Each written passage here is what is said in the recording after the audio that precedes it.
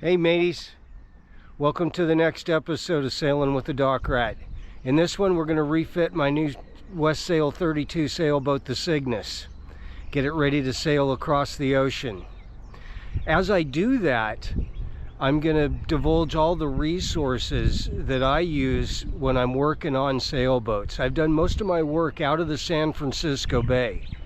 So if you're anywhere on the west coast of the USA, this is a great option for you.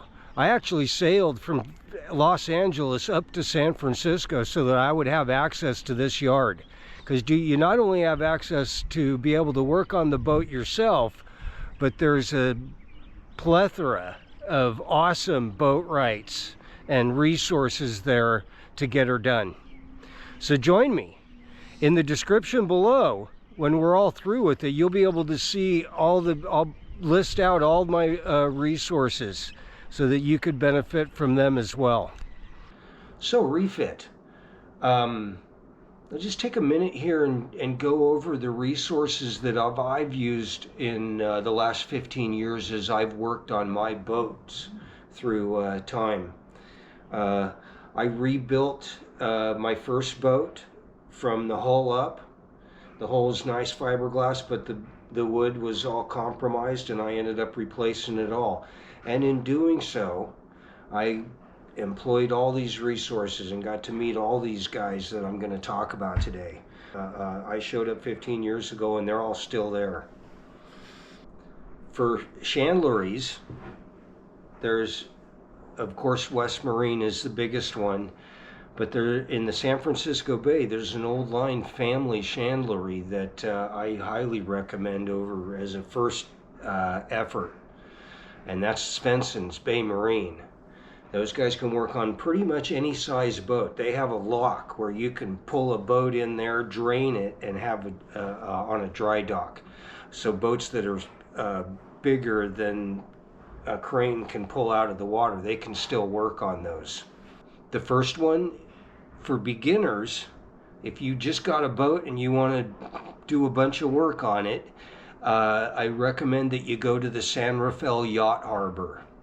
They are a little more adept at cutting your boat up if you abandon the project. Whereas Svensson's Marine, the other do-it-yourself boatyard, will evaluate your boat first, because most boatyards that have had do-it-yourself situations have all had people that have started a project not knowing what they were doing and abandon, just walk off. And to put a boat into the dump is several $1,000s. So San Rafeal is the first one to go to, and then Svensson's, because I went to Svensson's and they turned me away. But they gave me the discount because I had bought the boat from one of their 501c3 programs that they support. So that's how I began a relationship with Svensson's. But I've worked on probably 40 different boats since I started, and they've always proven to be a fabulous resource. Nice thing about going to Svensson's is they have a chandlery right there, and it's a world-class chandlery, and they pretty much have everything, but they're also particular about what they sell of a particular product. Someone like West Marine, the corporate, has a dozen different models to choose from of all varying quality. Whereas Svensson's will evaluate and pick maybe 3, the best value and the best quality. And that's kind of how they approach their inventory, but they have pretty much everything. And you can call them. I called them from Hawaii to get running rigging for a guy, and it was totally available. He sent me stuff wherever I was at. I've been able to orders from whatever I could from Svensson's. So it can be employed in places outside the San Francisco Bay. Give them a try. They're awesome. So given that, let's concentrate on what resources I get from the San Rafeal Yacht Harbor. Uh, Matt Butler is the harbor master. He's the guy to get in touch with to get your boat in there, schedule to get your boat onto the hard. There's two operations that are inside.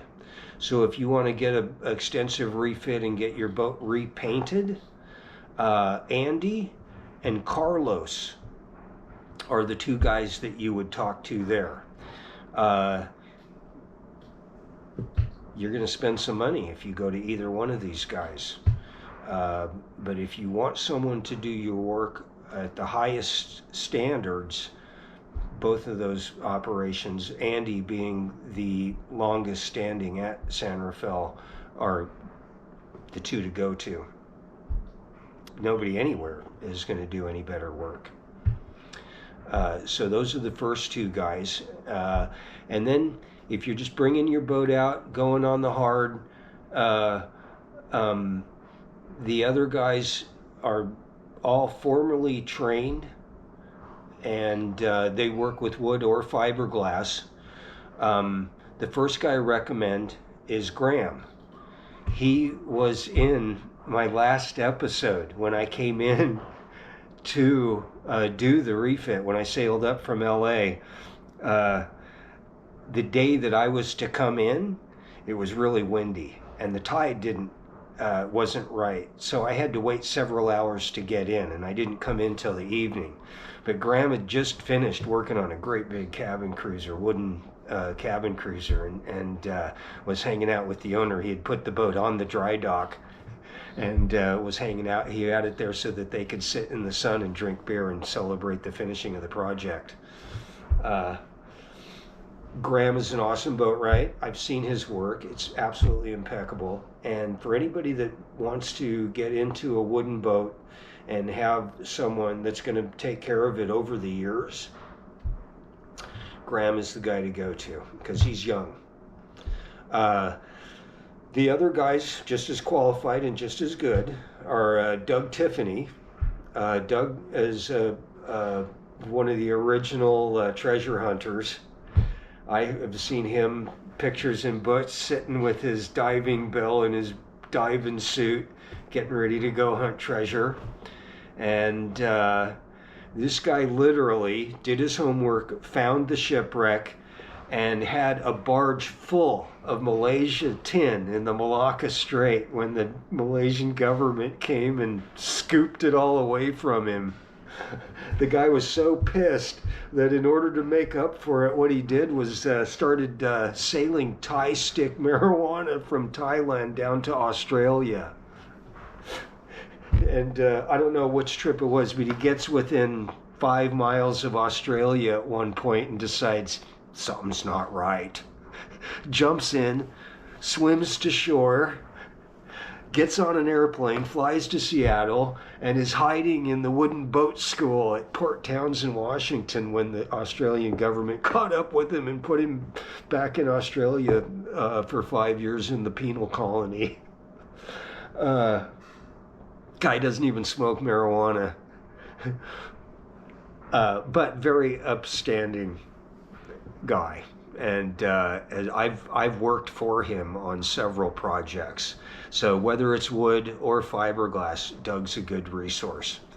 Another guy that typically works with crew that's a qualified wooden boatwright as well as Rick Mercer. And Rick is getting a little bit older. He doesn't do all the work. But I don't think there's anybody there, even Andy would have a hard time saying that he was better at wood joinery. This guy's just absolutely meticulous. If it's not perfect, he'll just do it over until it is. So he's a great guy to get with as well. As far as rigging, two companies that I've worked with are Svensson's in the San Francisco Bay. I didn't get to work with Svensson's on my last rig, on the one that I'm showing you today, for two reasons. First of all, the rigger for Svensson's was, even though I called him months ahead of time, he said, I think I'm going to be on vacation when you're in. And that's what happened. I wasn't able to use him. But I was very fortunate in getting with the Westsail Parts Company, and they referred me to a company by the name of Furling and Rigging. Eric is the contact there, and of course all this information is going to be in the description below. But Eric probably on my Westsail, when it was coming down the line, did the standing rigging and the running rigging. So he was a natural go-to for my boat, and proved to be super awesome. Everything was super high quality. He really did it up right. So for any furling and rigging needs that you might have, Eric is a great guy to get a hold of. For custom fabrication, again, Svensson's has a custom shop. So if you need to replace your forestay through deck fitting, they're going to be able to do that for you. And then another company that I used this time, again because of the Westsail, is a company by the name of Railmakers, and they're down in Newport Beach, Costa Mesa as well. They did the chain plates, and they've been doing them for the Westsail for, I think they were also involved in the production of the Westsails. So that was a natural fit there. For sails, I just replaced my mainsail. This is the second sail that I've bought from these guys. The name of the company is UK Sailmakers. What I discovered there was that you really do, in the way of sails, get what you pay for. For the time when I first started working on my boat, because of price, I was recommended to Hong Kong Sailmakers. And they made several sails for my first boat, the Melissa Lee. The last sail that they made for me was a total departure from what I'd seen before. The parts were lower quality. They were supposed to put a reef in the sail and they didn't. And what's the freight back to China to get them to fix it? At that point I decided, okay, that's enough of that. And I found UK Sailmakers, and the sails are more expensive, but I could instantly tell the difference. The quality, when I went into the wind, I was pointing up probably 5 degrees closer to the wind than I was with the Hong Kong sails. So I highly recommend UK Sailmakers. They're making they for just song and a dance, really took all my sails from the Westsail and reworked them, did all the stitching, restitched them, put a bunch of patches on the mainsail, and it was really very inexpensive, just because I had already bought a sail from them, and Oliver really likes Westsails. So I have a new mainsail coming from them, and from now on they're going to do all my sail work. So I highly recommend UK Sailmakers. Oliver Stone's the contact there. Mechanical, any kind of engine, transmission, drivetrain, anything mechanical. The guy I would recommend there at San Rafeal Yacht Harbor would be Crispy. Crispy, I think he was born on a boat. He's been throughout the South Pacific sailing a couple times. His knowledge is very much applied, and he's been there forever. He's a great guy. And again, I don't think you'll find anybody that'll do better with an engine than him. And then the last guy I recommend for just about everything, very iconic figure, Louis. Again, born on a boat. I don't think he's ever lived on land. A couple years ago, I'm flipping through Facebook, and up comes a picture of the San Francisco Bay, and in the middle of the bay is about a 5,000 square foot, 3-story Victorian house. Louis. So if you need to move a house from the North Bay to the South Bay, don't worry about moving any power lines. Just call Louis. Totally awesome. He'll get it there for you. And that's about it for primary stuff. Everything else I pretty much was just equipment. I got a 3,000 watt inverter, a new toilet, these kinds of things. Whenever I always go to Svensson's first. If I'm not in town and Westsail has the part, I'll get it. I'll usually get it from Westsail, from West Marine, or whatever chandlery is available at the time. But if I'm planning out a refit, I'll for all the parts and supplies and paint brushes and these kinds of things, I'll go to Svensson's. They're super awesome. And when you do your refit and you're working on your boat, Svensson's does keep track of you. The more you spend, the cheaper things get. So if you're going to be doing running rigging, and you're going to be using a couple hundred feet, get a couple hundred extra feet for the next time around. You'll get a lot better price on it. Yeah. Okay. I think that's it. If there's anything else, I'll make sure again and have it down in the description. But that should do it. And here we go. On to the refit.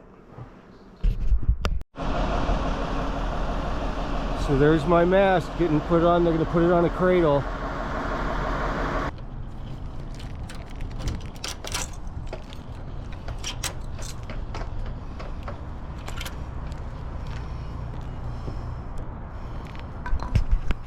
Okay, so here we are. I got the water tank out. Everything's ready to go. What I'm going to do is it's rotten. This beam is going to get replaced. It just holds up the hatch. And a little bit the floor, but mostly the hatch. So I supported the beams underneath here. And now what I'm going to do is I'm going to cut right here, and then I'm going to cut up there. And that piece is going to come out. I'm going to rebuild up to the mast step, get it the perfect height. I'll be able to tell that from the door. And it'll be all fresh wood. And then I'll put this ironwood back on top. See if I can make that happen for cosmetics. But if it's not, it doesn't. This whole floor at some point needs to be redone. So this is just to get this straight. And then I won't have to do this again the rest of my life. So there we are, built up African mahogany, Danny's original base, and the door fits. That should do it. I'll straighten this out, and we're going to put a piece going up here to settle it all in there. So there we are, built up, door fits, everything's good. That'll last longer than I live. Okay, here we go. Installation of the chain plates. One side is finished. What I use is this butyl tape. You roll it up and you put it around. There's a great bedding compound. Really simple to use. Not messy at all.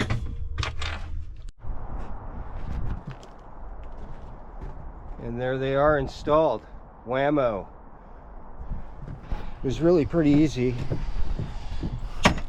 but I did have to drill a hole in my deck in order to access that one and be able to get the washers and everything on it. Otherwise it would have been just a crap job. One of the ones on the other side didn't have it. And then there's the tang for the push pit. Gonna do the running rigging. The first thing I need to do is to seize all the lines. And I'm gonna use this a brand new piece of rope that's just 2 arm lengths long to make thread for doing that. I'm just going to take it all the way apart, and I'll show you how that works.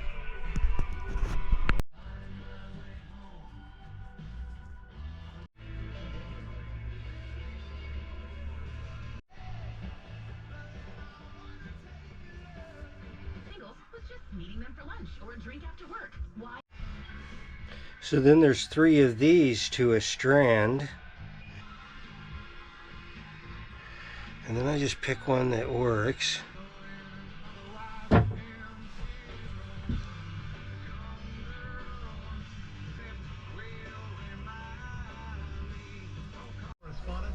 So here's how much thread I got from 1 strand of the 3-strand rope, and that's the rest of it. So I'm looking there at about 160 feet. Okay, so here's how I service all my lines. I cut them to the length here. I'm going to do the service down here and then cut that off for the butane backsplice, where I'll go to my gas stove and melt the end. But first we'll secure the line so that it doesn't fray in the future. I use the boat enough to know that I don't need to make anything longer. There's some things that I probably could make shorter, but I haven't had enough time to know that, so I'm going to basically copy all the lines to the exact length. And what I'm working on right now is the lazy jacks. I take the thread that I made and waxed yesterday, and then I have it taped, and I'll cut that off in the future, but just bring in the line through, and then I'll overlap a section, and this will get what I call the butane backsplice in the end to melt it into the rope or line. So then I try to do about the width of the rope, get it nice and tight in a number of times around. Usually on this 8mm rope is looks like about 6 or 7 lashings. Then I just put one through and I create, and then put it through, and then I create a cross from here. I'll bring it in over here, bring it through. You want to make sure you get it close to the line there. Okay, that creates a diagonal, and then I just come back across and do it, somewhere right below the other one. Come on, baby. With this braid, you can't just push it through. You got to kind of wiggle it. It doesn't break any of the threads. It just works its way through there. So there, nice little cross, and then I just do that again over on this other side. You end up with just 2 half hitches.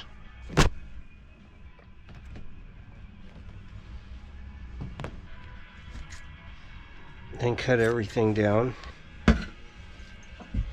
Take your butane.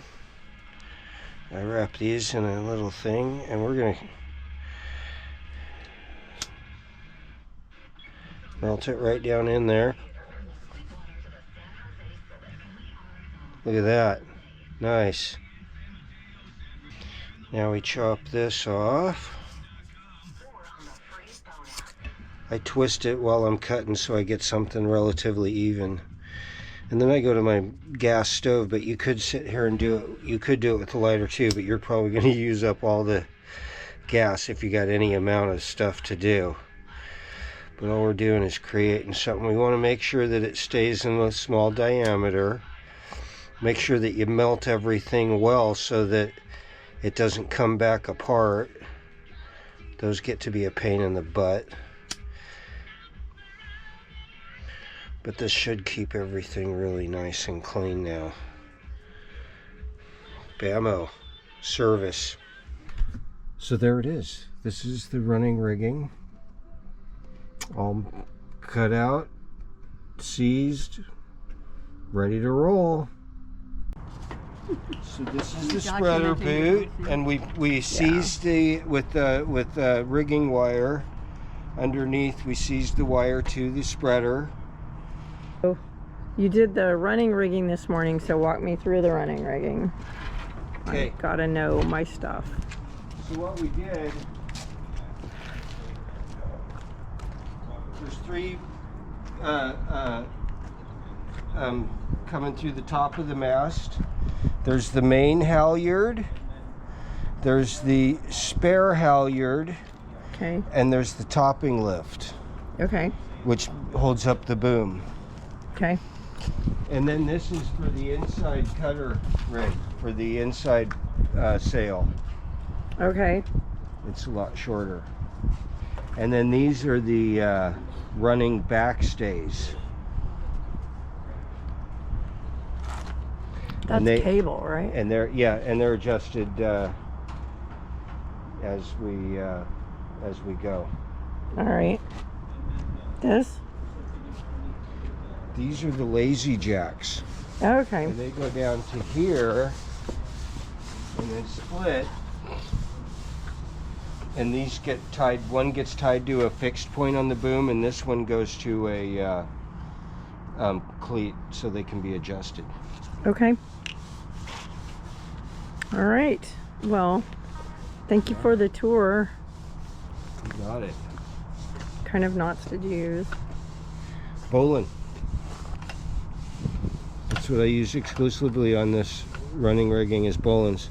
And these can be made into a splice. I have to learn how to do the splice on the 2-braid rope, and then those will all be eye splices. But the bowline works really well.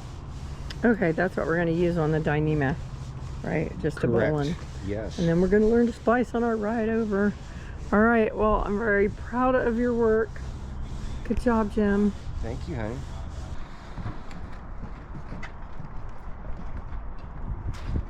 Sign up over there. There we go.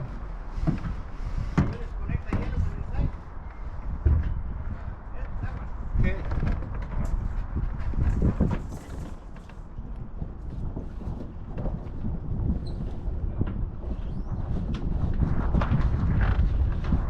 Do you want any help? Ew. I already know the answer. No problem. Hey, Bill. How's it going?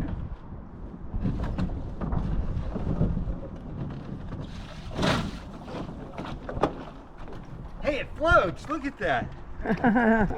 Good job.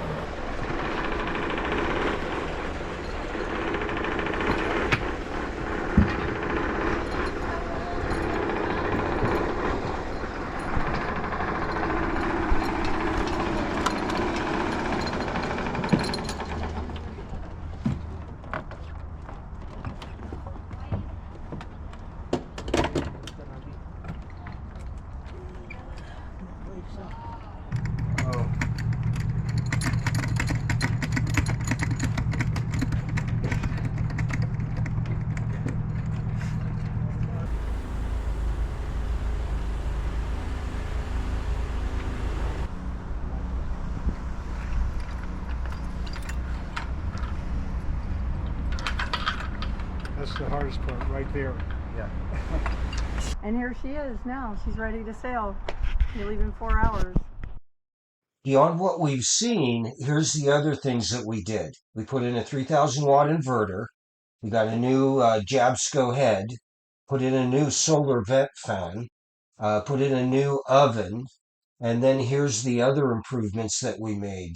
New mainsail by UK sailmakers. They restitched J1 and J2 as well. We added a 9-volt hot water shower from REI that works great. Got new lifelines, replaced them with Dyneema. New 3-person offshore life raft. We added a PLB for the watch person, and so now we have 2 PLBs and an EPIRB. We got a new bilge pump, and we added a new lee cloth so we don't fall out of bed. There we go, mateys. In the next episode, we'll be making our attempts to get back to Hawaii on the Cygnus. Join us and have a good day, guys. Bye.